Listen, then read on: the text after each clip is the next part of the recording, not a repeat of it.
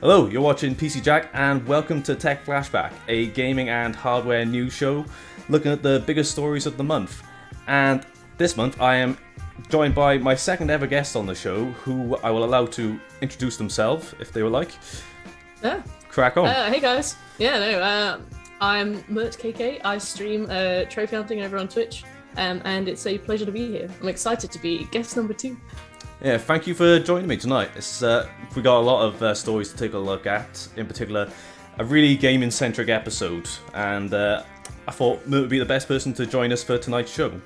So yeah, thank you for joining us tonight now. It's going to be a really good one, I reckon. So yeah, so we're going to be looking at a lot of things, like Elden Ring in particular, because obviously that's coming out today, I think. I think it's today. Midnight today, I think, right? Midnight, there we go. Yeah.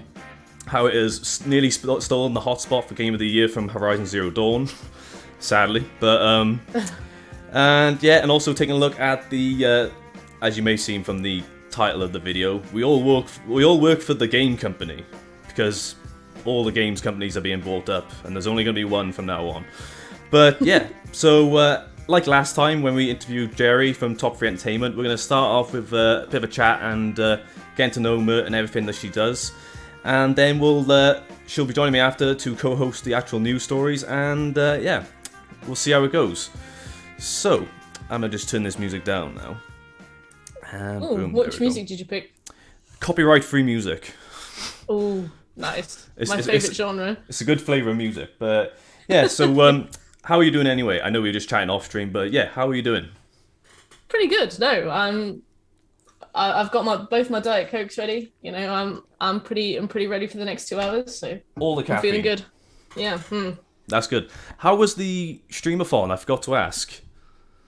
No, it was brilliant, and it was it almost went out with more of a whistle than a bang, because we did The Witcher 3 week last year where we tried to 100% The Witcher in 7 days, and we just managed it on the final day. But with Skyrim, we basically finished it on the 4th day. I think we had an hour of cleanup on the 5th day. So it was just one of those moments where it was like, oh, I guess you can 100% Skyrim in 7 days. Okay, cool. See you guys next stream. And it was just, it was so surreal. I think we finished it about 10 in the morning. It was so weird. Oh, fair yeah, enough. It was just one of the, yeah, it was literally just like, oh, fair enough. Okay, yeah, well, bye everybody. So one also, of the... hey, Shekelmeister, how are you doing? The one thing I should clear up, I should have said at the start, is that Mert specialises in trophy hunting in particularly. And before we begin talking about anything to do with trophy hunting, I have something very embarrassing to confess. I have only ever platinumed 2 games, ever. Well, the nature of those games, you know, will dictate how embarrassing they are. Like, if it's Crypt of the Necrodancer, or if it's My Name is Mayo 1 and 2, like, what are we looking at? You probably wouldn't be surprised, but it's Fallout 4. I think that's kind of a bit obvious on that. I did cheat on that one, though. I did cheat on one of the achievements. Which one? What's it called? The one where you have to get the maximum happiness for your settlement. I can't remember what it's called. Did you fill Red Rocket with tables? No. What I did was I went to Nexus Mods and downloaded a save file that someone uploaded mere seconds before the achievement unlocks. Downloaded that, booted that up, and then I got the achievement. It took me way too long. I just could not get it to max out. Yeah, I had a settlement full of those horse things that people flip over, and like 2 people. Oh yeah, yeah. That's hey, it. Birch, how's it going? Yeah, the other one then. So yeah, I cheated on that one. I did all the other ones perfectly fair, but like it's just because I played too much Fallout. But anyway. Yeah. But then the other one is Skyrim. Like literally, like the one you've just platinumed. But that one, I did do that one correctly though. Yeah. I didn't cheat on that one. But those are the only games. Saying that though, I nearly platinumed Hellblade the other day. That's only because Senua's Sacrifice. Yeah, I played it for the first time in December, and it's a really short game. It's only like 7 hours long. Even if you're taking your time. But there was only 14 achievements, and I got 13 on the first run. So I was like, but But no, besides that, I haven't platinumed any other games. So I'm That's all right. I'm going to be showing up a bit now. So just to get that out there, just so we are on the right track of being that I'm not particularly well versed in trophy hunting, if that makes sense. But yes, how did you actually get into trophy hunting in the first place? Was it just a thing like you like to do when you were gaming off stream? You just like to do as much as possible? I always liked to 100% games. I remember when I was a kid, I had little PlayStation 1, you know, like the really little curvy one. Yes, that's it. Yeah, and because I had this huge brick PlayStation 1 first, but I awkwardly bricked the said PlayStation 1, but I had the really little curvy one afterwards. And I had Spyro 1, 2, and 3, and Rugrats. And I would play them. I know that Rugrats one you're on about. That's a good one. You had it as well? No, I think so, yeah. Yeah, I would 100% them, and then I would start a new save, and I would 100% them again, and then I would start a new save, and I just did it over and over again. I don't know what kind of strange spiral it was, but eventually I got a 3DS and got all the Pokédex on Pokemon, and then I got a PlayStation, and I just kind of fell into it straight away. To be fair, yeah, it was just always how I approached games. I'd always finish them, you know. You're getting your money's worth there, then, just getting as much as you can out of it. There wasn't really exactly. Was there really trophies or achievements on PS1, or do you mean just more so just completing the games as is? Yeah, that little 100%, like, you know, the percentage in the main menu kind of thing. Just one of those. Yeah. That's it. I get you. So I think like what we refer to as like platinum in games only became a thing with like around the PlayStation 3, Xbox 360 era. Would have been about 2008, I think. Because I think Xbox had achievements first, and then PlayStation kind of were like, we need to get on this, and they added trophies in, which means that some of the earlier PlayStation 3 games don't have any trophies, and they patched in later. Well, I noticed that. So, they were late to that. I go back to the example now, it's just one I play all the time, but Fallout. If you think about Fallout 3, which was about 2008, I want to say, that doesn't have any Steam achievements, I've noticed, but New Vegas does. Yeah, there's no achievements for it. I don't know if there's achievements for Fallout 3 on PlayStation, but there's none on Steam. I know that for sure. But New Vegas does, and that was about 2010. But that is falling into that similar era around PS3, Xbox 360 sort of thing. Yeah. But so it's I don't know if it's more of a recent thing, but I don't know how you could get through so many games. Like how many games have you platinumed at this right now? I don't know. Let me have a quick look. That doesn't have to be an exact figure, but just like a rough like estimate. I'm sorry to say I have an exact figure. 114. But yeah, you are right about that. Like you can pick up a game that takes maybe like 6 hours to do, but with the 100%, it's like 30 hours. So it kind of just means that I end up not playing nearly as many games as I want to play. But the games that I do play, I feel like I play them enough to have a pretty thorough opinion on them, if you know what I mean. That's it, of course, yeah. Because as well, you do sort of like guides for platinum in games as well. Am I making that up? Or you do yeah. So what is that you do for that? Well, I have written guides where I will usually, because each trophy has a description, I will usually under that description explain what you need to do for that specific trophy. Sometimes it's really long-winded, sometimes it's like 2 sentences. But I also have a video guide where it's more like general tips. Like Dead by Daylight has things for like getting good scores with different killers that you can play. So I've done more like general ways to approach each killer because, you know, it's always going to depend on so many different things. But it definitely depends. Definitely depends. But obviously for the people who are going in blind on certain titles, that's just like to give them a bit of a pointer, as you would for like a normal like walkthrough guide, if that makes sense. Yeah. The text ones might be a bit too in depth if you just want to enjoy the game. You know, they're like, do this, do this, do this, do this. So I feel like everybody should always like play a game to enjoy it first and then do the trophy cleanup later. But the videos, yeah, you're right, they're more general. That's it, yeah. Well, a lot of people are more into like just going off text-based. Like I know I'll use that for certain games. If I am really struggling, I'll just say, sod it, I'm going to look this up because I just can't be asked to figure it out. Sometimes I want to... Are you a video... I was going to say, are you a video guide watcher? Like if you're looking for collectibles, do you do the video guide or do you do the text guide with the pictures? It's a bit of both, but sometimes I'll literally look up a game, like, not a walkthrough, but like literally someone's gameplay video. No talking. Yeah. Sometimes I don't know where to go, as an example. And I'll just watch them go wherever it needs to be. But, but sometimes I'll refer to both, like, now and then. It depends what I'm playing, though. Yeah. Shackelmeister said, only platted Bethesda games. Okay, Todd. I know. Bethesda fanboy. Well, I've said it many times on the show. I am a Bethesda fanboy, so I don't take offense to it, you know. Yeah. But so on that same aspect now of the platinum runs, what would you say is the most difficult one that you've ever got all the trophies for? Honestly, probably Crash Bandicoot 1. I know it's a kid's game. Is I this feel the like remaster we're speaking about now? Yeah, like it's Yeah. accessible to children, but I feel like the 100% is very high skill ceiling wise. Like you Right. can play the game and you can get through the game in about like 5 or 6 hours if you want, maybe about 10 if you're doing like a first playthrough. But the 100% you have to basically master every single route. I remember some of the routes would take me days. But I am currently working on Crash Bandicoot 4, and I can already tell that that's going to be the hardest one I've ever done. But That's no, it. yeah. I've seen you tweeting about that one. Yeah. My absolute mental deterioration. Yeah, no. Crash Bandicoot games are super chill. But if you want to get the platinum, it's like, give us absolutely everything you can give us, and we'll see. But are they playing into like the brutality of like the original games, being like, yeah, some people are gonna absolutely rinse this and try and get as much as possible done. Yeah. But yeah, if I know there was one, it's not. I'm not thinking about the platinum for it, but like I know there was a bit of an exploit before for one of the levels where you're on like the sort of like in the clouds going over one of those. I don't know what the level's called, but like there's a treat you can like use like the drawbridge rope, like the. You're talking about the high road. That's what I'm thinking of, yeah. But you can use like the rope and just walk all the way across.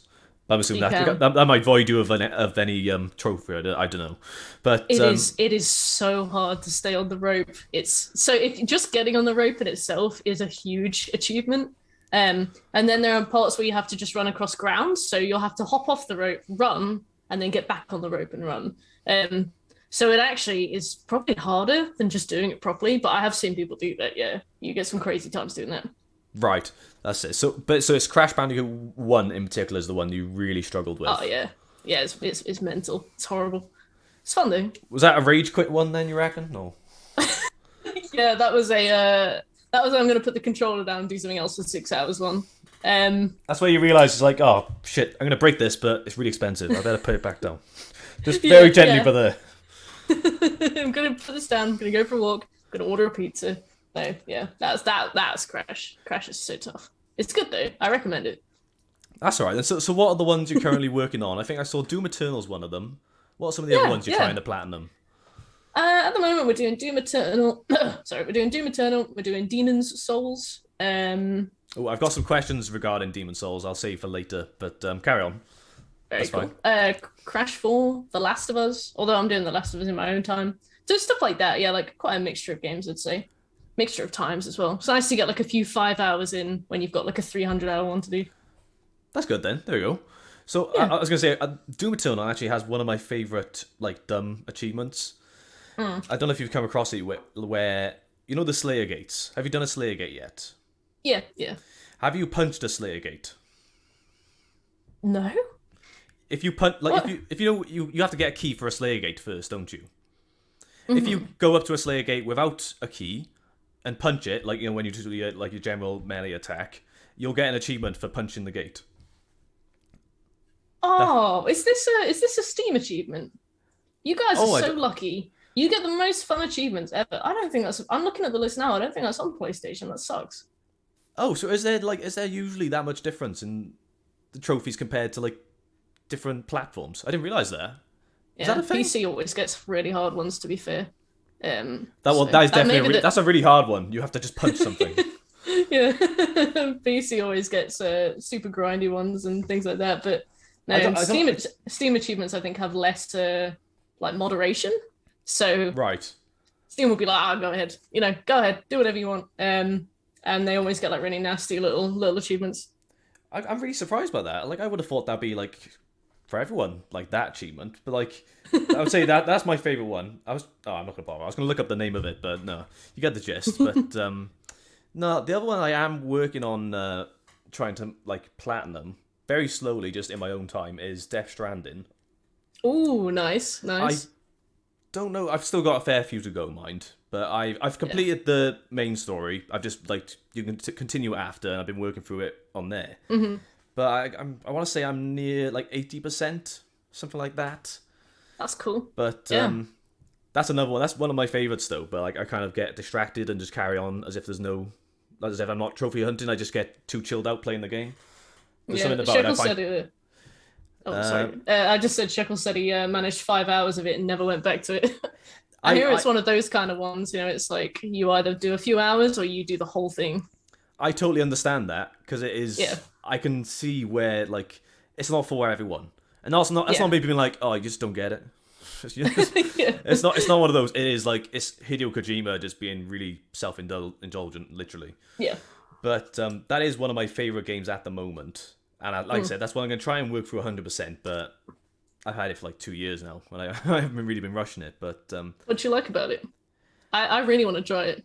Part of it is the actual story, which is bonkers in itself. The cast, because obviously you got Norman Reedus, Guillermo del Toro, that's how you say his name. Mads Mikkelsen. Mads Mikkelsen, yes. Léa Seydoux, I can't remember, it's the French actress, I can't remember her name, I think that's it, but she was in Spectre, the Bond film. The other guy, I followed him on Twitter the other day, like something Earl Jenkins. Jenkins. I can't remember. His name in the game is Die Hard Man. Everyone has, like, I don't know if that's the thing you're aware of, like some of the names of people in this game are really like weird names. Like yeah. So because it's like this whole idea of like connecting people and making bridges, which is the whole point with Norman Reedus' character being called Sam Bridges. Yeah. Or like so that maybe James Earl Jenkins. No, not James Earl Jenkins. That's Darth Vader, isn't it? What am I on about? I don't know. The name will come to me at some point. But either way, his name is Die Hard Man, literally spelled like D-I-E Hard Man. Hard Man. And then Guillermo del Toro's character is called Dead Man. And there's lots of this stuff like bridging between like life and death, and like it's really in your face all over the place. But anyway, so with the cast as well, the story. That's it. One Margaret Qualley. Margaret Quall. Is that her name? I have no idea who you're talking about, so you could lie and I'd nod. I'm gonna have to find her because it's annoying. But you could lie. Did you ever watch that new show Made on Netflix? Never heard of it, I'm afraid. I will pull up a picture of it now. There you go. So yeah, Margaret. I hasn't got a surname popping up on there. If you can see on the stream, but there, it's this woman here is Margaret something. She's in it as well, but she's really good. I can't think of. And Troy Baker, obviously. He's in it as well. In everything. Yeah. If there's a game, Troy Baker's in it, or he's working on NFTs, but that's a whole different debate. But and then the actual so the gameplay itself, that's obviously the most divisive thing because people will obviously call it the walking simulator. That's all they're referring to it as. But I do like the fact that you have to manage your inventory quite literally, like balancing it wherever you can on like your legs, on your shoulders, on your back, so like that. Yeah. And then you literally have to plan this out and think, right, I'm going to this place and then I can go to the next one. I can kind of like take some parcels each way, pick up some stuff along the way. And then obviously it's the traversal as well. Like you're literally climbing up mountains and putting the effort to like, you have to stop for a second. You'd be like, right, he needs a breather because he's walked up too much of a steep hill. Oh, bless him. He has to have a breather. And I think they patched it out, but originally he would have a canister with Monster. There's lots of product placement in it. It's really weird. Yeah, I heard about the Monster. I heard also there's this really cool mechanic where rain makes you age super fast or something. Yeah. That's the other thing. So you can encounter areas where there's like a storm and it'll start raining and you'll see your parcels start to deteriorate. So like they look like they've rusted. And if it deteriorates too much, then you'll lose like points off your like overall delivery score. Aww. Yeah. And that's it. But then you can also find like rain shelters like the other players have left for you, so they know where there's going to be like a storm and they'll leave it there and you can like sit in it for like 30 minutes, like you'll just time will pass by and then it'll be like clear skies and you can carry on. Or you can get like little spray cans that like repair stuff on the go. So there's that, and then obviously there's the encounters with the main enemies, which they call BTs in it, with like the weird like spirit like ghost looking things. And it's when you first start it, you think, I can't get past these, or you get to a point where you're like, I'm gonna have to just take them out, so just like that'll be much easier, and then you can get through the area. But like once you're about like I'm about 80 hours in now, And like as soon as they pop up, you know where they are because like it'll be like a little cutscene will come up with like a thing scanning where they are. Okay. And like I know straight away, right there we go, and then I just like sneak. Like I know exactly where to go, and then I'm out of there. I don't even have to fight anyone. Nothing sees me. That just comes with like getting used to like how the game works. But yeah, so it's that part of the gameplay as well, and also just it's just it's really endearingly weird, if that makes sense.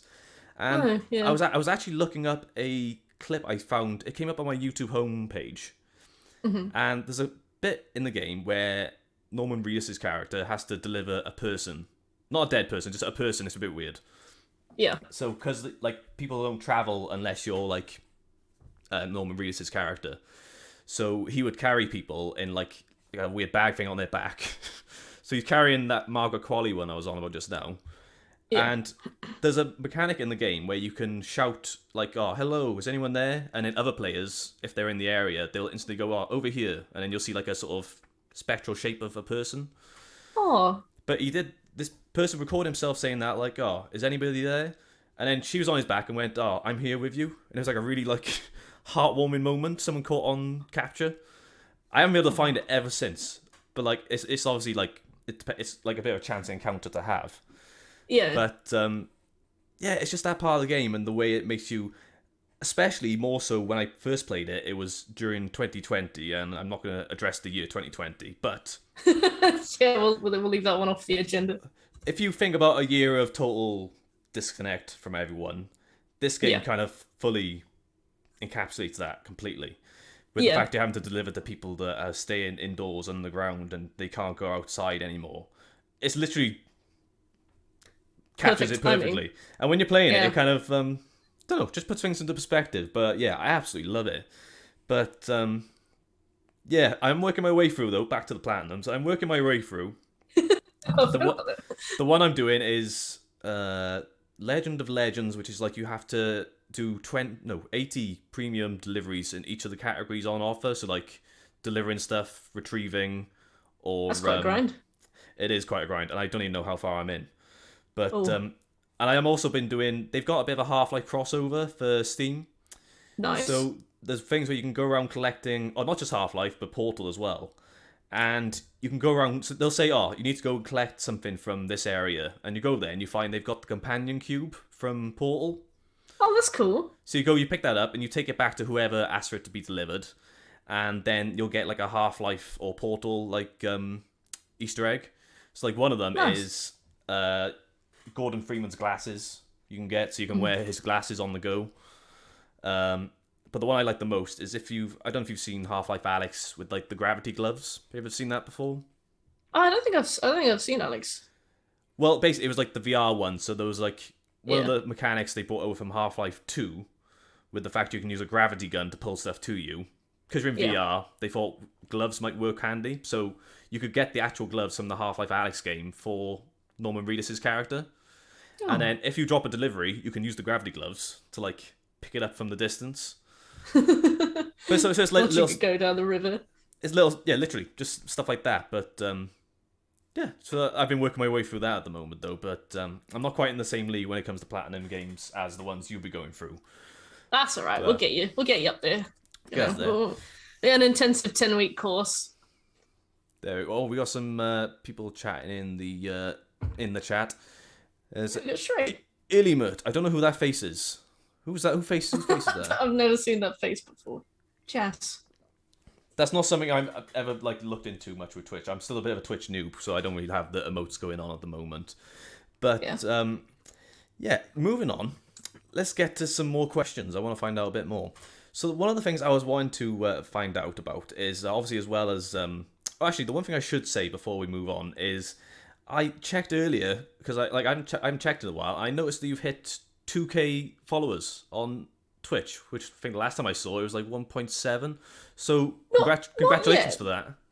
What? Wait, what? Did you not know this? I definitely haven't. I'm still at 1.7. It came up as 2K for me. Maybe it rounds up now. Maybe it rounds up. I might be talking boss. I don't know. Let me have a look. That's all right. If I had suddenly gained 300 in in a day, I'd be down for I'm that. lying. I do apologize. I don't know what happened there. You were like, what? 2K? Well, never mind. That would be huge. I apologize for the mix-up. It must have been a glitch on mine, but oh well. Congratulations for 1.7K. That's still a massive amount. So, Thank you, yeah. Hey. like, I'll try and work my way up there. It's definitely like an achievement in itself, as well as obviously getting 100 subscribers on YouTube. On YouTube. YouTuber. But yeah, I just want to say congratulations for both of those achievements. Although I thought it was 2K on once, but you can ignore that. I don't know what happened there. I'm sure I saw it, but never mind. Anyway, but no. Probably randomly thingied up, I reckon. But no. It might have been that or something. Mad grind. Because trophy hunting is such a niche category. It's basically like a niche version of variety streaming, really, isn't it? So I think last year, because I work full time, but I think I streamed in total more hours than I worked full time as well. Obviously, because of COVID, that was possible, but like it's not possible anymore. Yeah, so it's been a really, really huge grind to eventually get there. Like it's massive, considering what a niche we're in and how slow it can be to kind of grow the channel. It's kind of amazing to look back on that and see how many people we've met. That's crazy. So which one do you find harder though? Would you say YouTube or Twitch? Like I know more about how to do YouTube because I'm more familiar with that. So I'm still working my way through Twitch. So I'm not as experienced with how Twitch and the progression would be. So but you've been on both sides. So I'd be interested to know which one is like not easier in a sense, but like which one has been more difficult for yourself, perhaps. Does that make sense? YouTube is, yeah, I know what you mean. YouTube is like absurd risk and reward, I think. Like you can spend like 40 hours on a video, put it out, it gets 18 views and 4 people telling you that you're an idiot. But like with Twitch, you can be streaming something and you can kind of get that live feedback. Of course, yeah. And you can kind of like moderate what you're doing. So if you stream a game and it's not really working out, it's quite difficult to talk to chat while you stream. You can stream it differently, or you can pick a different game. And I feel like Twitch growth will still be really slow, but you at least have some measure of control in the moment. Whereas with YouTube, like I said, you can work on something for ages, put it out, and somebody can tell you that you sound like your balls haven't dropped yet, and that you need to shut up before you talk about games anymore. I hope that's not a comment you've had. I've actually had that comment more than once. Oh, wow. Yeah, no, I don't know what it is about my voice, but my ratio of getting kind of misunderstood as an adolescent boy is really high. Like it's only happened like 5 times, but it's weird that it's happened 5 times, you know. But maybe it's the same person, but he's got multiple accounts. Maybe this person might have a vendetta, perhaps. I don't know. Yeah, no, it's happened. Shek and I were playing Warzone once, and I got asked if I was a little boy or a woman. It's absurd how much it happens, but. Do you want to know the root? Sorry, go on. Yeah, I was just going to say YouTube, you can kind of plan ahead, and you can, like, when I write reviews and things, I don't necessarily write them for trending topics. But for example, for my 100 subscriber special, I asked what should I write about, and my friend Banana said you should do a Spider-Man review because I know that you didn't really like it, and that would be really interesting to see. And that's I was it. Okay. Yeah, and obviously the film had just come out, so that was good to align with. So I guess with YouTube you can steer things in that direction, but it can also it can be easy to get lost in the algorithm, and it's also easy to expect returns that you're not going to get. So I think it can be more demotivating in a way. But, of course, yeah. You seem to have really flourished on YouTube, to be fair. Like, it's a really elusive beast though. Like it's like sometimes like you said then, like you can put a lot of effort into some videos and they can absolutely flop, and then you can bust like a random video out in like a couple of minutes, not minutes, maybe a couple of hours, yeah. And then it kind of takes off as you wouldn't expect. Yeah. But I was going back then to like where you were saying about the comments, and like I was thinking about some like the kind of bad ones I've had.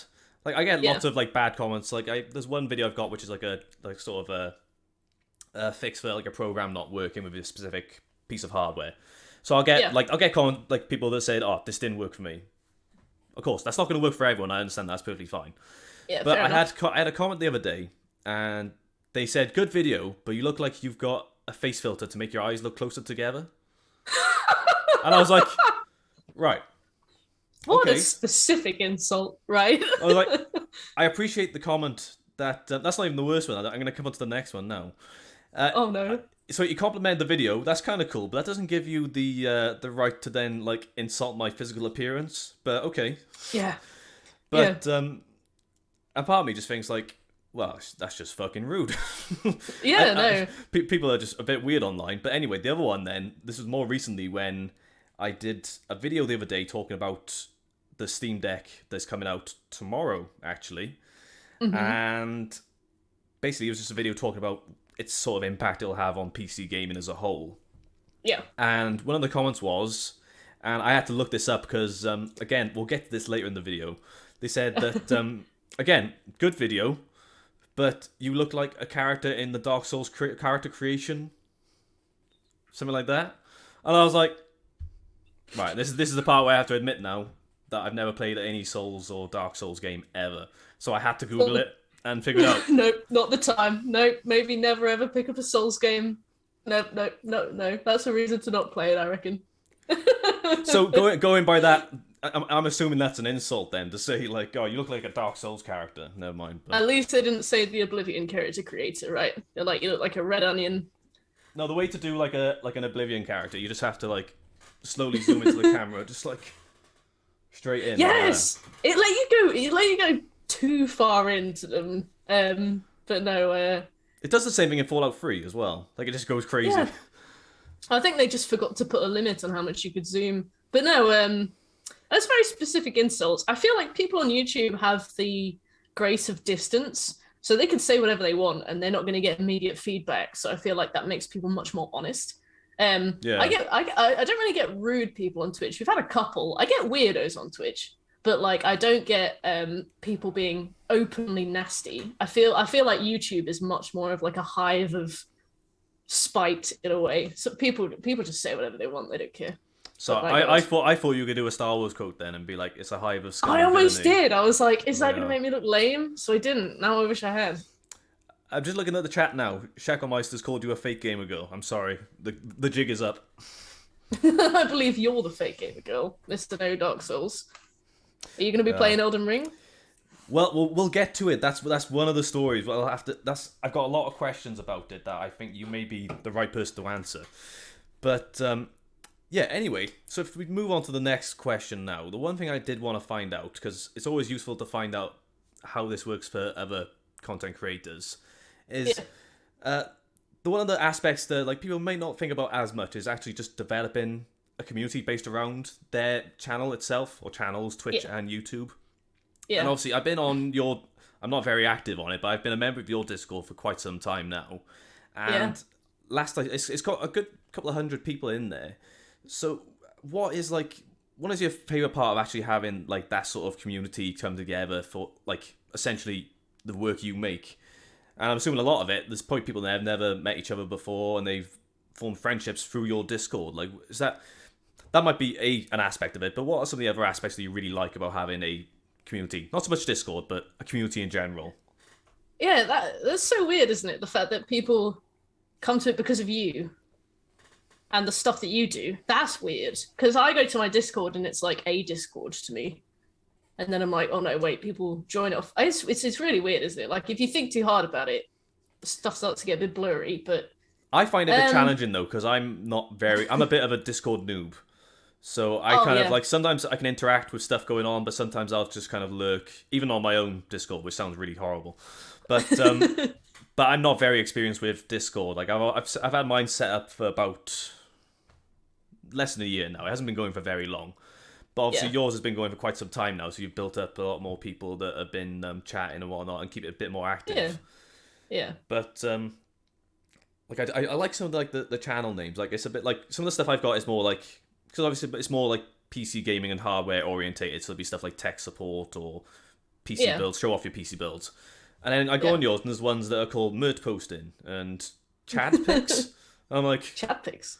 Okay, maybe I'm outside of this like area. I don't know, but I always find it interesting, as well as the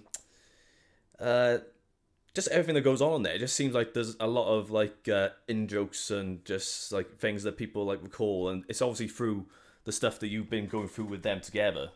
If that makes sense.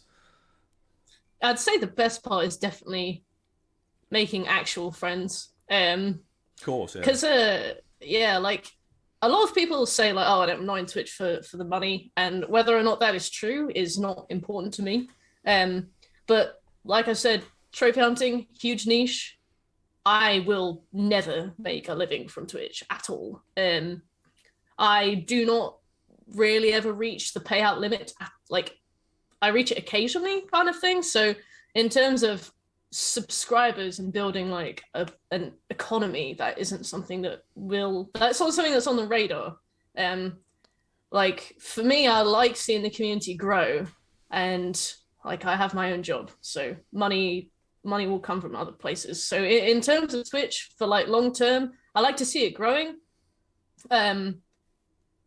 I like to see more people coming in, and I like to see like people being welcome and kind of getting comfortable. And we had we occasionally have meetups with some of the people that are more local. Like me and the mods have hung out a couple times, and we've met like Scobie through there. Hey, Reaper. Reaper said, what would be a good tip to keep a thriving Discord? I was just about to ask that. So that's top 3. That's Jerry from top 3. So oh, hey Jerry. Yeah, obviously I'm a member of Jerry's Discord as well. And that's getting along really well. But yeah, so what would you say? What would be your best tip for? What would be your tip for Jerry right now? I would say that you need something for the Discord to orbit. So I think probably the content that you're producing is more important to keep the ball rolling. Because I've seen a few Discord channels where the streamer is like very occasionally streaming. Like they'll stream a couple times, then they'll go on hiatus for a few months. And every now and again during that month, those few months, they'll post like, hey, how's everybody doing? And it's like, that is a good thing to do, like to check in with people. But if they don't have a reason to keep coming back, then like the more peripheral people will start to drift away. You'll always have like core friendships and stuff, but to keep a Discord thriving, I feel like the content that you're putting out is the most important, because it gives stuff for people to talk about. It gives people a reason to keep checking back, and it gives people, like you said, those in jokes and stuff that they can keep pushing in. Right. Oh yeah, and also go so easy on the at everyone. I was just about to bring that up. I do use it, but I would say I use it sparingly. So I'll use it for like announcements. I feel that's reasonable. Yes, that's reasonable. Yeah. I've seen people use that everybody every time they stream, and I'm like, the purpose of your Discord is to show people that you're streaming, so it is relevant. But like I said, the core community won't mind it too much, but you have those peripherals that get like dinged every day. Like that's going to be a swift mute, you know. I feel like you can really overkill it. Right, well, I'm going to take a bit of advice on that one then, because I do think I do use the @everyone sometimes when I stream. I only stream twice a week, though, so it's only, so it'd be 2 times. Yeah, that's pretty rare. 2 times at most I would use the @everyone, and then maybe an announcement once every week or 2.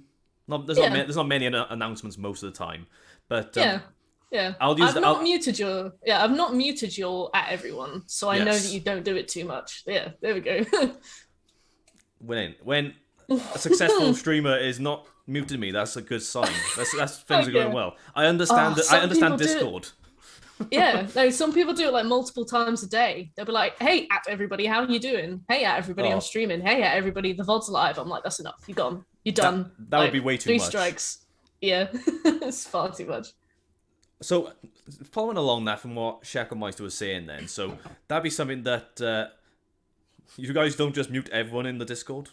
Okay. How dare you, Enigma? How dare you? So Shacklemeister saying, like, don't @everyone daily. What would be another, like, deadly sin of being a Discord administrator? Oh.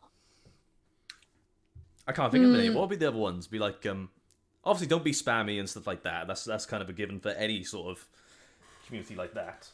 Probably like over moderatey as well. I've seen. Removing messages a lot and stuff like, so a lot of censorship. in a sense. Sort of, yeah. I'm loose to use the term censorship. I feel like censorship has more of like a government, uh, like, uh, connotation. But it's more like I'm in a few discords where they're very careful about like trigger warnings, and I feel like trigger warnings are very valid, you know, in terms of the kind of topics that you talk about. If you're reminding somebody of perhaps a traumatic event, then that's fine. But I've seen it go like to some lengths that I'd probably personally disagree with. Like I once saw somebody post a GIF of The Simpsons where Homer invents the makeup shotgun and he uses it on Marge, and she just has makeup on her face, but it's come out a shotgun. And I remember seeing that get removed, and they were like, "That's very inappropriate. You can't." And I was like, It's within, it depends on the context within the Discord itself, I would imagine. I say from that situation, I can only speak for myself. I personally didn't feel like it was an overstepping of anything. Again, like I said, it's definitely down to the individual, but I feel like when you over moderate what people are saying, you make people scared to say something. I mean, not that they're going to get in trouble, but I feel like you can feel very rejected when you've joined a new server for the first time. You want to talk and you want to get to know people, and you've got moderators kind of breathing down your neck. I feel like it makes people kind of hesitant to be themselves. Obviously, if they are themselves and themselves is a horrible person, then, you know, moderate away. But that would violate that would violate rule number 1 on my Discord, which I think is the most important rule, which is don't be a dick. I think that's a fair rule. One of the ones I do kind of like, because we said on here is obviously like don't have super strict rules. Some of the stuff I do agree with to a certain extent is no politics or religion, stuff like that. You can have general talks and discussions outside of what the hobby is that it's based on. So in my instance, it's like PC stuff for you, it'd be gaming and streaming. But there's other places to talk about politics and religion. I don't think you need to be bringing that to there. But general stuff is fine. But and again, nothing discriminatory. Like Jerry just said now, like racism and hate talk is never allowed. That's kind of that's every community. So I can agree totally with that. But if it was like, oh, you're not allowed to swear, I don't really care if you swear in like a Discord, unless you're like a super Christian like server. I don't know. But if you're trying to be like very family friendly and you have like not children in the Discord, because I think the minimum age for children is like 13. But like if you make content that parents watch with their children, you should tone it down, kind of thing, I guess. But we've got like NSFW categories, and we give people like a special over 18 role for stuff like that. So we try and like siphon it out of the mainstreams. And if people want to opt in, they can opt in. And if people go in, they see the cursed category where Shekel posts the worst things he's ever seen online. We've had a few people go, take the role off. I don't want it. I don't want to see it anymore. So we have stuff like that where people just are like, no, I'm good. I'm good to have the mainstream kind of stuff. But no. Right. Because it's obviously that comes into like using like the designated channels as you would, regardless of like the maturity of a certain piece. Yeah. But definitely, the one thing I was going to go back to, like it's not quite a change in subject, but you mentioned obviously about like the sort of like monetization aspect of like you've seen with your Twitch. Obviously that's not the end goal. If your end goal on Twitch or YouTube is to just make money, you're not focusing as much on what you want to achieve in terms of your content. That is a bit of a sticky like way to go into it. But I feel also you would give up within weeks if it was your goal. You know, if money was your goal, you'd be gone. Like money doesn't factor in for years, I don't think. It's a bit of a different boat for that, because a lot of the stuff that I do is a bit more upfront with cost, obviously for buying PC hardware. But a lot of it is stuff that I would like to have anyway. And what's my mum messaging me for now? Excuse me a moment. Bring her on. No, it's fine. Anyway, all it was, I'm hoping she's not watching now. But it's nothing rude. But like, she got me a subscription for something called Oddball, which is like a sock and pants subscription, and they just send you pants and socks out every month. It's like a Christmas thing, but I haven't done it yet, so I'll have to sort that out. And you just get like really funky looking socks and pants. It's great. Anyway, so back to the question. So what it was, not question, but so yeah, like some of the stuff that I look at, obviously it can be a bit of an upfront investment, but a lot of the stuff I would look at, so PC hardware, would be stuff I would use myself personally, or I can kind of make a return on that investment by selling it on or something like that. Oh yeah. But obviously in that instance, like I do try to plug like a Patreon at the end of my videos. I don't expect anyone to pay into it, but it's just to put it in there, because obviously that would go back into the channel. But it's not the end goal for me to make money to go back into it, because at the end of the day, I am doing something I'm enjoying, which is looking at random tech and getting to play with stuff that I wouldn't normally. But on the flip side, then it's obviously it'd be a similar thing for like streaming and gaming in itself, because obviously, like, I don't know if people have noticed, but games are getting really expensive right now. Yeah. But but so if you can make money out of it, it's great. But that shouldn't be the ultimate goal.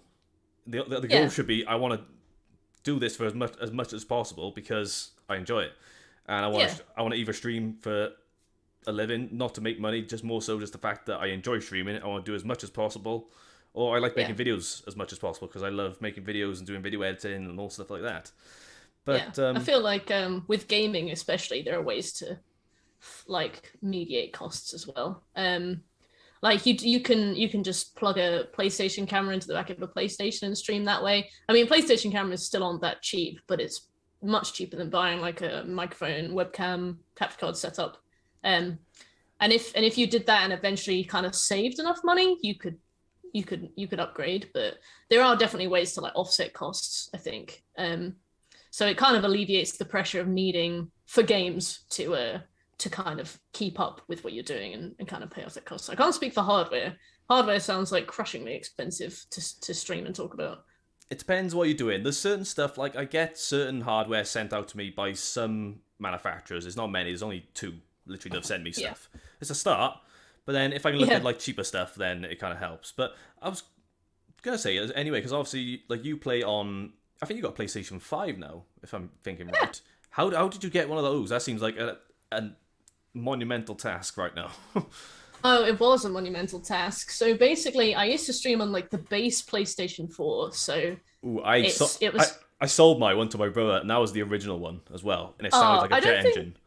I don't think mine was the original. I think it was like the sort of slim. So it wasn't the slim one, and it wasn't the fat one. It was like the average. It was the size 16. Right. And I remember because I played the Forest, and I had to do this trophy where I kept the PlayStation on for like 3 days. And my PlayStation just really began to like stutter and die.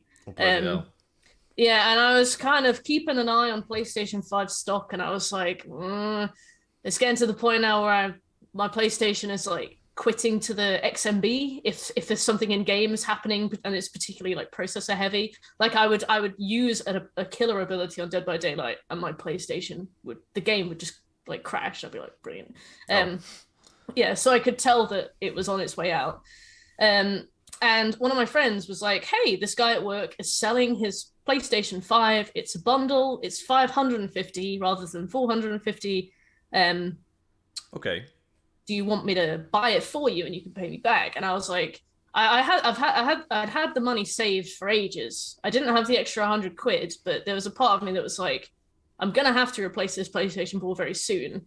So do I want to buy a PlayStation 4 Pro for like 250 quid and then also have to pony up for like a 450 console? Because like it's kind of like a streaming investment, and also like I'm an adult, and if I want to make a purchase, I'm going to make a purchase. It's crazy what you do with disposable income when you get to the 20s. It's great. Well, I got to the point where I had the money, and I was like, I could buy this, or I could pay off my council tax. But no, I've saved this up. This is my money. I'm going to spend it on what I want to spend it on. But basically, this guy, I was like, yeah, go on. All right, I don't want to buy 2 consoles. Just I'll take the L. Just get the bundle. And he went in. He bought this bundle from his workmate, and I went to pick it up a couple months later, and we found out that it wasn't a bundle at all. He'd just been scalped for an extra 100 quid, and by proxy, I had been scalped for an extra 100 quid, because obviously I was like, I'm not going to make you, I'm not going to, you spent 100 quid on me. So I ponied it up. It was kind of bullshit, a little bit. That sounds like a proper ball ache there. Yeah, I was like, poor Dave spending an extra 100 quid. I was like, are you going to talk to your workmate? And I don't know what the situation was, but he wasn't too keen on speaking to the workmate. And I was like, probably don't want an awkward workplace. So I was like, he was like, if you want, I will take this console and I will scalp it for 800 quid because it was Christmas time. Oh.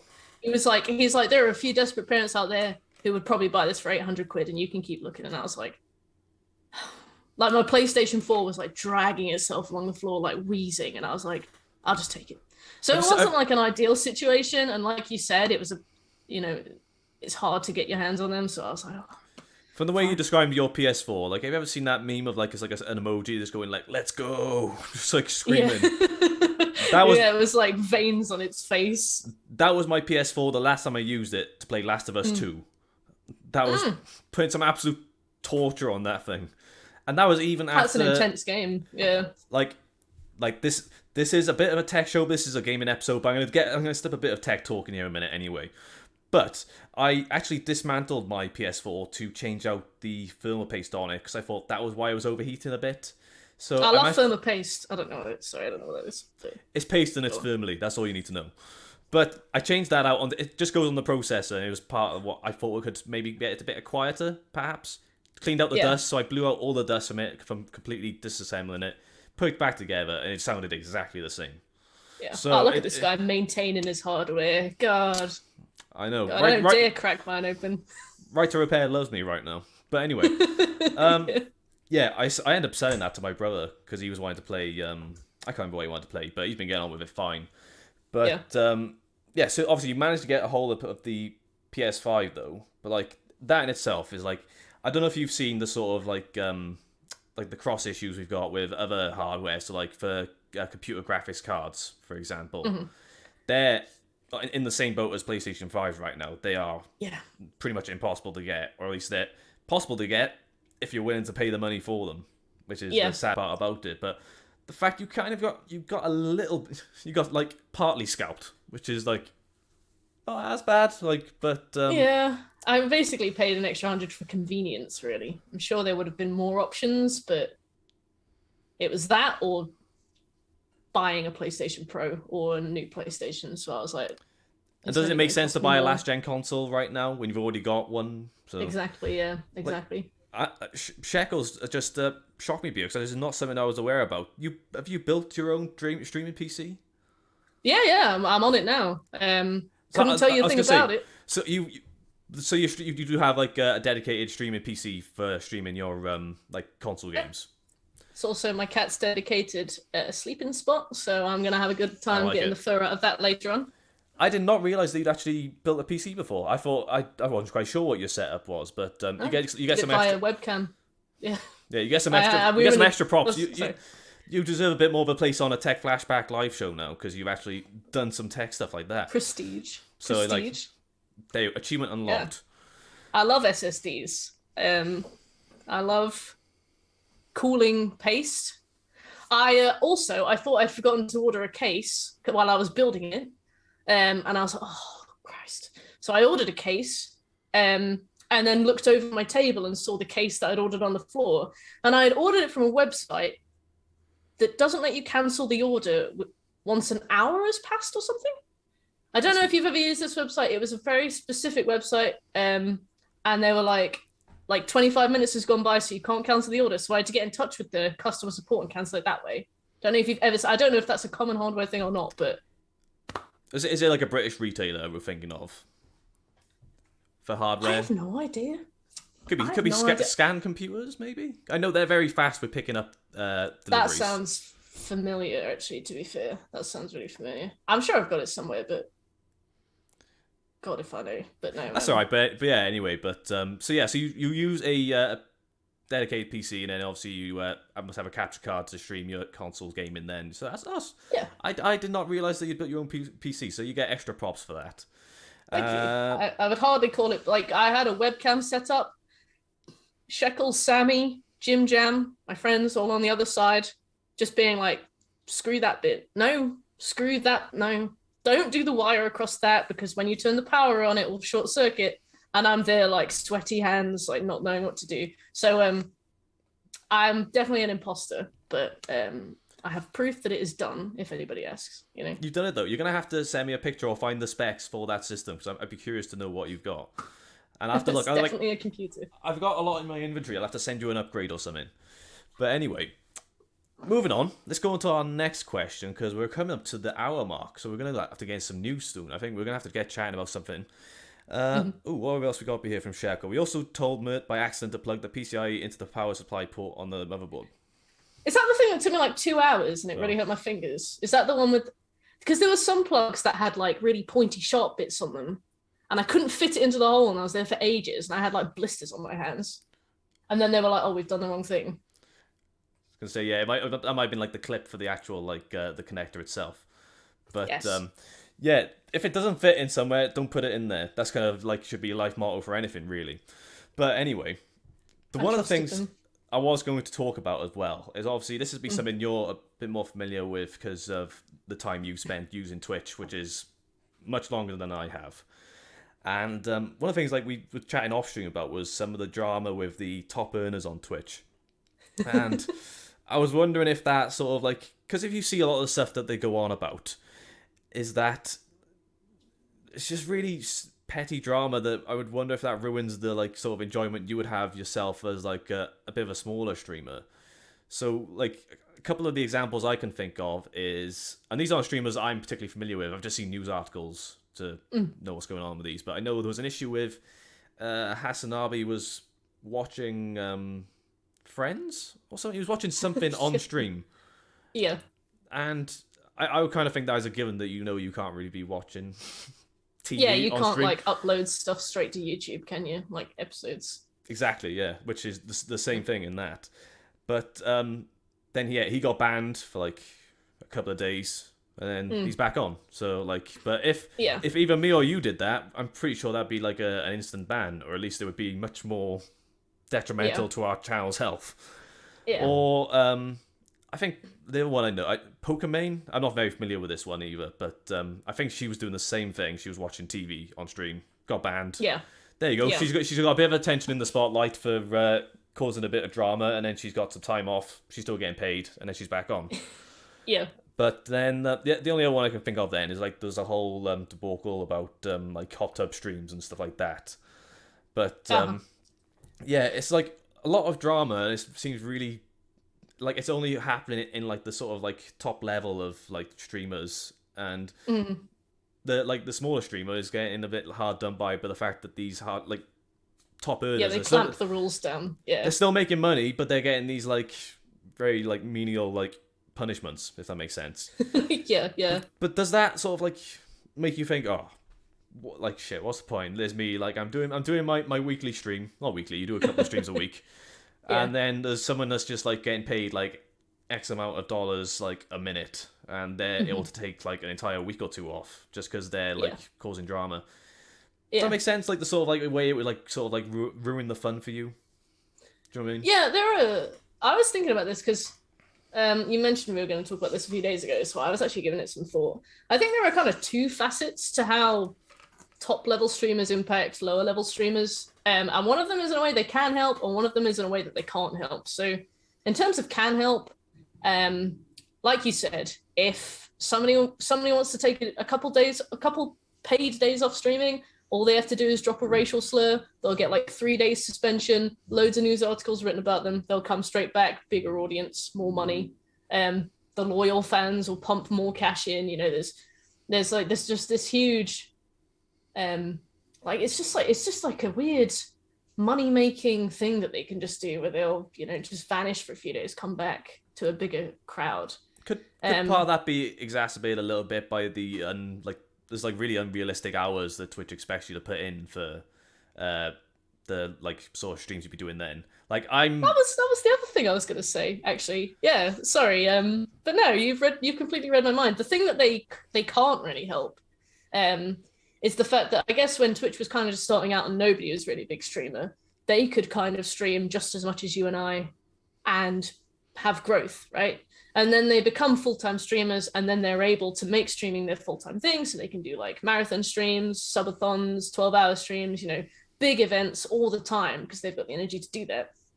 Whereas like you and I, we can't do that. So it's like to compete with that, we now have to do what they do, which is very difficult. So like I'll get up at like 8:30, 9 to 5 work, try and squeeze in a run, cook some meals, keep my house clean. I'll have 2 hours off. I might have a nap, and then I'll be on stream for like 4 or 5 hours.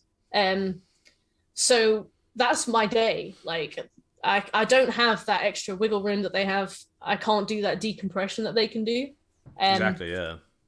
and so when I want to do a marathon stream, like for example the Skyrim week that I did last week, I have to Sorry, take how annual how many leave. hours did you do for the stream out of curiosity, like altogether? It Do was you have 10 a rough hours a idea? day for 4 days, so it was Oh 40 right, about okay. 40 hours, yeah. So That's a full so work I'd week, take really. it is So exactly. yeah. I had to take a week off work to do that. So it's like that's a week off work that I can't.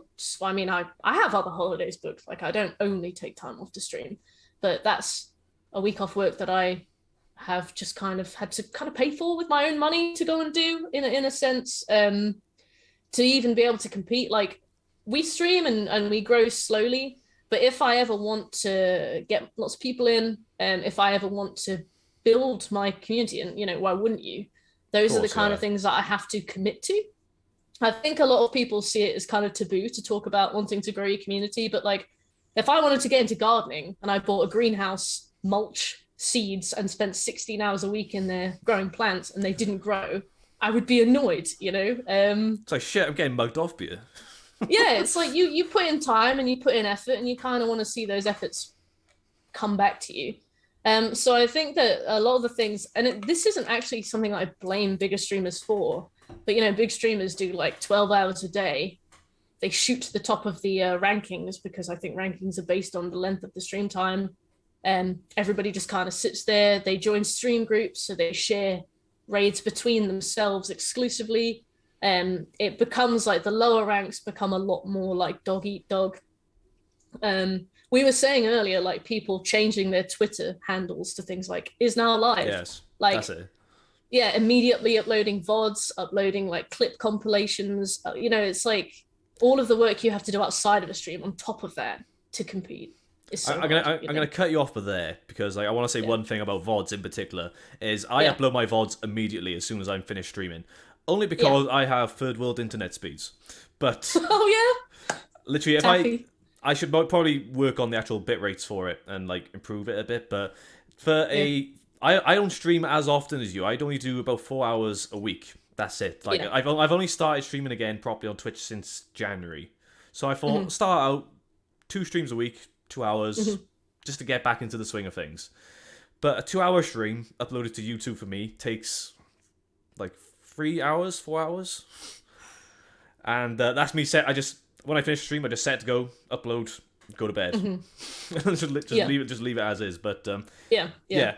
But the one thing I was gonna say though as well, I can't relate to it as well. Well, I can relate to it, but like because I'm not into Twitch as much as you would be, the way I can compare it, and this is one of the things I was going to mention about anyway, because I did put up like a PSA earlier in the week on the Discord about this, is that I was going to be amending my existing schedule because I was originally I was doing 2 streams a week and 2 videos a week.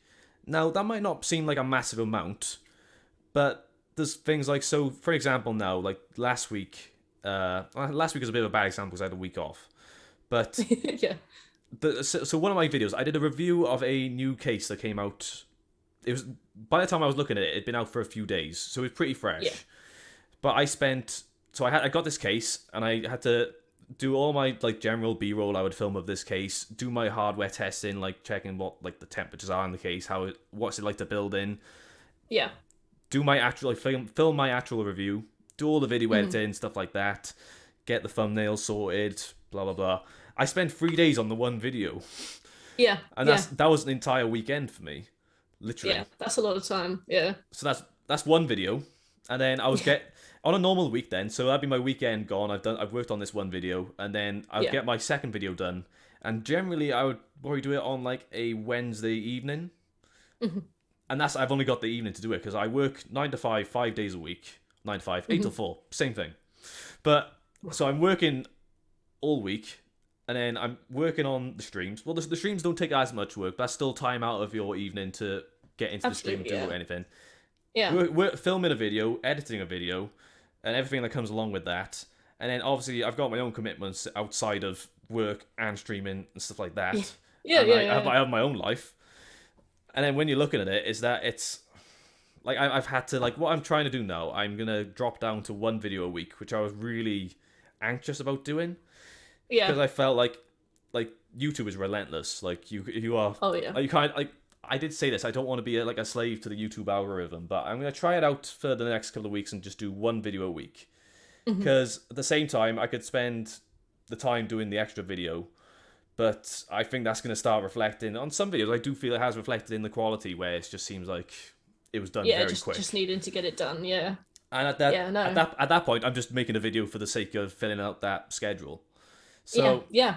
Yeah. I'm gonna try out like doing like the one video a week, and then I'm not sure whether I'll do like maybe an extra stream to make up for it. Yeah. But Yeah. even still, but like it's like Yeah, it's videos like, are intense. Yeah. they take a lot of like time essentially. They're Yeah, just very they time do. consuming. But it's just Yeah. like trying to avoid that burnout at the end of the day, which is like if you're burning out, that's the worst possible thing I think for anyone, regardless of like whether it's videos or streaming anyway. Yeah. But It's yeah, a shame because like you want to grow and you know that to grow you need to put in time, but you can't do it full time because you already have stuff full time. So it's like it becomes like this balance of how much time you want to sacrifice. And I know exactly what you mean. I do not know how you manage to do 2 videos a week. I probably manage one about every 10 days, I think. So That's two still good, videos a though. week is enormous. That's crazy that you managed to produce that much content, to be fair. well, I'm gonna see how it goes. But like Yeah. I've been doing like I've had the well, I was gonna do a video about it, but I didn't bother in the end. I was gonna do a video. I didn't think it performed that well, so I didn't bother. I couldn't be asked. But I was gonna do a video where I looked at my first ever video, where not my first ever video on YouTube, but my first ever video where I was sat like I just sat at my computer and talked. Yeah. Not a stream, just talked about something. The video is shit. Just putting that out there.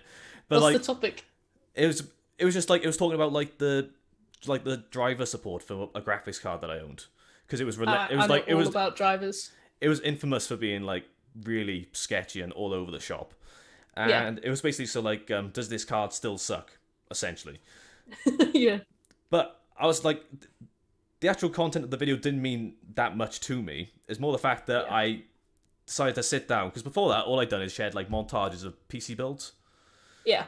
But it was the first time I'd ever sat down and just went like, right, I'm gonna talk shit about something and press record. Yeah. And it was that was at the point where I didn't even have like a tripod. It was just like I had a box with my phone propped up like against it like that. Yeah. But I was gonna It's do a something video to cut like, your teeth on, though, isn't it? You know, it's something to get it started. You know, once you've done it once, you can do it again, right? exactly, that's the point. But like if like I think that goes for anyone. If you look back at like your YouTube channel, you could go right the way back and you'd be like, bloody hell, I put out some right corkers like. But I was gonna talk about that like that in a video, but like I don't like that was gonna be time consuming in itself. And I didn't see like that's a very niche thing to do a video You could on. always do it for like an anniversary or like a milestone celebration. I reckon that would be really funny. Like if you just kind of sat down with a beer and maybe did like a react video to your own initial video, you know? That was nearly like my 100 subscriber special. I don't like to do them too much, 'cause I feel it's a bit like it's a bit preachy. If you're like, oh, it's my 275th. Yeah. But like you should obviously like mark like the important ones, like 100. 100 is like a really big milestone. That's like, a hard especially, one. Yeah. like that's why I wanted to like congratulate you on yours, because I know it is literally like not everyone gets there. It's pretty crazy, but the one before that I did, I like I said, looking like celebrating the really minor milestones, but I did one for my like it was like a 50 subscribers one. I thought that's a bit of a milestone. I did a video taking the piss where my cat reviewed an RTX 3080 graphics card. Cute. And that is one of my favorite videos, just because my cat's in it. But like, didn't perform well because it should have performed well. It's my cat, and my cat is insanely cute. I'm gonna have to reshare that video or something. Where is your cat? Are they appearing today? They generally don't come into my office only because they won't get out. That sounds a bit dark there, but like, the thing is, I've got in my office. There's like a bed frame. When I bought the house, a bed frame was built into the sort of like room in a sense. It's a bit weird sounding. Weird. And, So weird. But go on. But it's one of those ones that you can lift up like the frame and then you can store stuff underneath. I haven't got around to getting rid of it yet, but on top of that bed is multiple pieces of computer hardware and random debris. Oh no. I thought I had my test bench on it, but it's sat on the desk. So it's just my bare bones PC with no case installed. It's usually on there most of the time on the bed frame. But if a cat gets in, it will instantly jump up there and then go underneath the bed frame and remain there. It's a bit awkward. But so they won't be making an appearance, sadly, but I'll have to make sure that I share the video. Jerry said, can you use that bed frame as a stowaway desk? It's not quite that big for like a desk. It's more just for storage, but I should get rid of it. But I haven't worked up the courage to do it yet. But anyway, so that video with my cats, like any video with my cat is my favorite video. Literally, I did a video for Christmas where it was just like a Christmas greeting, and it was just my cats looking very cute in front of Christmas decorations. Oh, so cute. But yeah, I'm trying to get back to the point now. But I know obviously like there's different ways we've marked on them. It's always worth getting distracted by cats anyway. But yeah, obviously like so your 100 subscriber special was the Spider-Man review, wasn't it? Yeah. That's it. So like little ways, but that was one of like the ones you worked with the community with as well. Like you said, this would be.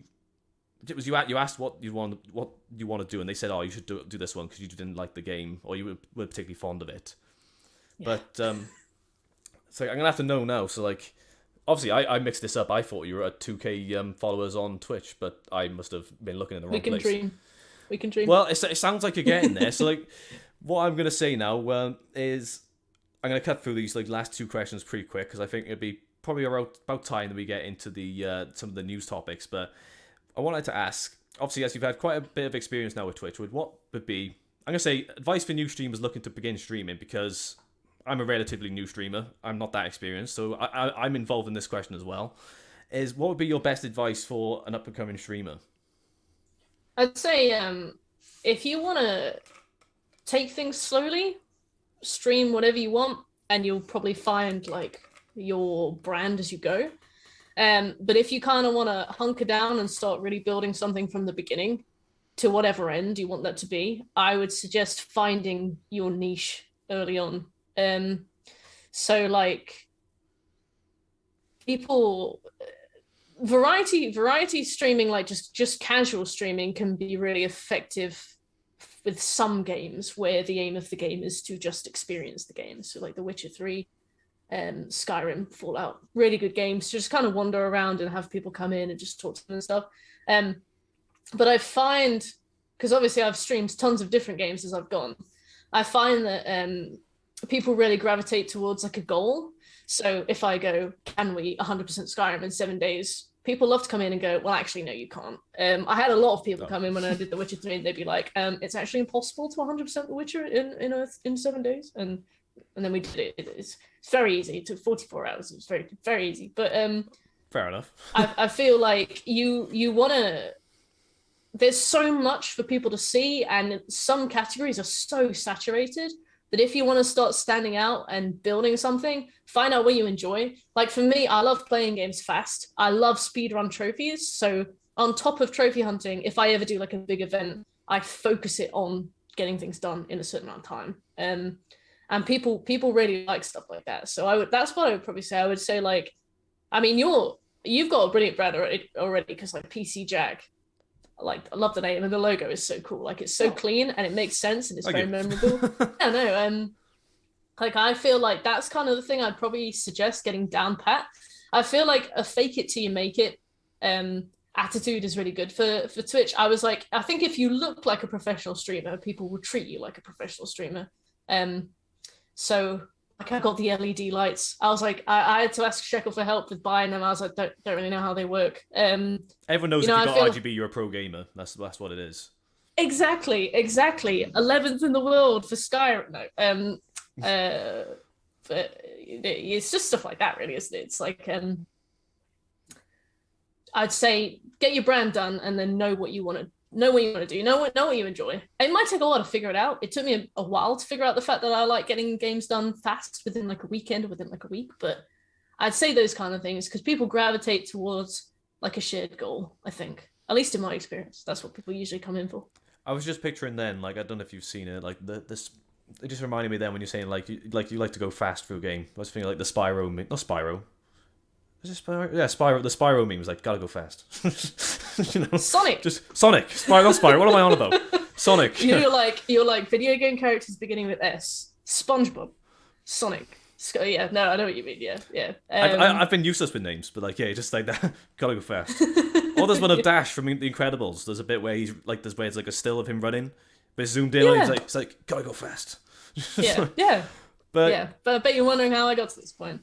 But no, exactly. Jerry said, "What made you choose Twitch as your streaming platform of choice?" I think YouTube was in its infancy, and something was off about Mixer. I do not know what put me off about Mixer from the start, but I was like, I feel like that's a bad basket to put your eggs in. And weirdly, in that one situation in my life, I was right, and I do not know why. But Mixer, I was like, that's dodge. And also, Facebook gaming is full of boomers, so I wouldn't touch that with a barge pole with a bit of shit on the end of it, to be honest. This like I know like for like especially for like YouTube, I'm not as experienced with YouTube streaming. I did start out TechFlashback itself as a YouTube stream, but I know there is a bit of issue. Like there's some issues with discoverability for up and coming streamers on YouTube in particularly, which is one of the benefits I think Twitch has. But even still, Twitch is a bit difficult. I feel like it's working that way through. Like I'm still going through right now is where you're streaming to yourself for a long time, and it can be quite disheartening. If you're enjoying it, that's the main thing. But like, if someone like tunes in and you're just there, just absolutely silent, it's not gonna go 100% to plan. And not saying like you shouldn't stream if you don't want to talk. Like, there's a niche for everything. I mean, someone might want to tune in, but like, it's very hard like to see like just going through the motions of getting into what Twitch streaming is all about. But like, I am massively impressed. Like, it's like with how well your channel has gone. I have no idea. Like what sort of like level you would have been when I first discovered like the Fallout streams you were doing, but we were early days. But I think we were barely affiliate when we met. Yeah, but the fact you're affiliate now is like a massive achievement in itself. Yeah. But closing things out with the actual interview for this evening, the one thing I wanted to ask was if you had any particular goals for 2022, just to close things out. I want to finish Monster Hunter World by the end of 2022. So I think that'll be me for the year. I would love to do... There are a few games that I'd love to finish. I think mine are mainly like game... I want to get them off the list kind of oriented. Of course, yeah. Community goals, I feel like I don't want to make a goal about something that I can't control in the end. That's fair enough. Like, Twitch can come and go so fast. When the pandemic ended, I remember our growth just like plummeted, and I was like, I can't really account for those kinds of things, so I'm not gonna fixate a goal on anything community sized. Maybe get out a certain amount of videos. I'd say more like that. I'd say stuff I want to make goals about things that are in my hands rather than stuff that is just down to fate, you know. You know what I mean, Jerry. As far as Bojo is concerned, it's done. It might not actually be done. We don't talk about the event. Like I was thinking of this the other day. Like, did you ever watch? You know, David Mitchell and Robert Webb. This may be like this may be outside the realm for anyone outside the UK, but they did a sketch show years ago. And Mitchell and Webb look. Yes, that's the one. Yeah. And they had the one sketch where it was like a post-apocalyptic game show. I don't know if you've ever seen that one. Yeah, and they're like, it's like, welcome to the show. Don't talk about the event. Stay indoors. Little did we know. Yeah, little did we know that the event was 2020. We don't talk about the event. But anyway, so yeah, obviously, so the achievements you're thinking then are the ones like they are in your own hands essentially. Like you can say, I can do this. I can put out a video this week. I can put out 4 streams next week. So it's just getting that level of consistency I'm expecting. Yeah, I think if you, I've seen a few people that I know on Twitter make goals about having like average amounts of viewers or a certain amount of followers. And I'm like, that is a really good thing to want. But if you don't get that, it's not your fault. But there's no way that you won't feel bad about it if it doesn't happen, if that makes sense. You know, if you fail that goal, you are going to internalize it. And it was probably going to demotivate you really badly. So I feel like goals should always be like stuff that you can do. Of course, yeah. And that's one of the things like you'll find even with like Twitch and YouTube would just be like things like where you end up obsessively checking the numbers. Like, this video has been up for 12 hours. Where are the views in line? Like I don't like the I'm a bit hit and miss with the YouTube ranking system. Do you know what I mean? Like where it says like how your video is ranking out of your last 10 uploads. Yeah, first Absolute. day's 3 hours. That's it. It's absolutely horrific when you log on. You're like, right, I'll give it a bit, and then I'll take a look, and you're like, 10 out of 10. Nice. That is so disheartening to see. But like, at the end of the day, you've just got to try and like forget about the numbers and just enjoy yourself. And that's the same thing for Twitch, essentially, isn't it? Yeah. It's good to like monitor what works so that you can keep following trends. But I definitely used to be really obsessed with numbers, and I would be in like such a gloomy mood if I think like you I do used early to. days though, anyway. Yeah, that's a good point, to be fair. Like it was early days. Like I would see the users in chat go up by one. I'd have two people in, one of them would be me. And I would be I like, still get that. Like, I gotta say, 7 viewers, which I'm looking at now, is the most viewers I've had since starting to stream again in January. So there's "Hey an boys." achievement. But Just oh yeah, Jerry's pointed out the random whim of the YouTube algorithm. Random videos of mine just get views, so I'm clueless. Yeah, it's just like one day you'll come in and you'll have a comment on a video that you uploaded like 2 years ago, and you're like, well, is there any point engaging in this now? You know? I had something like that the other day. Like, I ordered some. Talking of cables that are going in the wrong places, like you were mentioning, I bought some custom designed power cables for my system, and I did a video about it over a year ago now, I think. And someone commented on it, it's like, oh, do you know the exact measurements for these cables? I was like, shit, I don't know. This was What cables? that was last year. It's like, what? Yeah. But yeah, but like it's obviously like you're at the mercy of the YouTube algorithm, and if you're lucky, Absolutely. you'll be a video which I actually shared on the Discord a while ago, about a couple of weeks ago, which everyone on Twitter was talking about. There was a video on the YouTube homepage, which it soared above everyone's expectations, and it was literally just a video of a horse running and kicking a tree and then farting on a dog. That was the video. I'd And- watch that though. Have you watched it? I'm gonna No, have to. I would. I'm gonna send it at some point, but I'll have a look. But I can see that being in every WhatsApp group chat by the end of the night. But everyone on Twitter was like guys, like everyone is seeing this on the homepage, and and then Scooby just said, "I'm interested," and Jerry's seen it as well. Scooby. That video was funny. Literally, like it had everything. It had a perfectly descriptive title. It was short, and it was entertaining. But that's at the mercy of the algorithm yet again. But yeah, so with that out the way, of that note about a horse that was running and kicking a tree and then farting, I think we're going to have to call it quits on the interview segment of the show. And I think if you're still up for it, we're going to get into some of the topics I was hoping we could chat about. And Yeah. this month is a bit of a gaming heavy month for news. And I thought that Mert would be the perfect person for a lot of these because of her like very clear passion for gaming in itself, as you've just seen.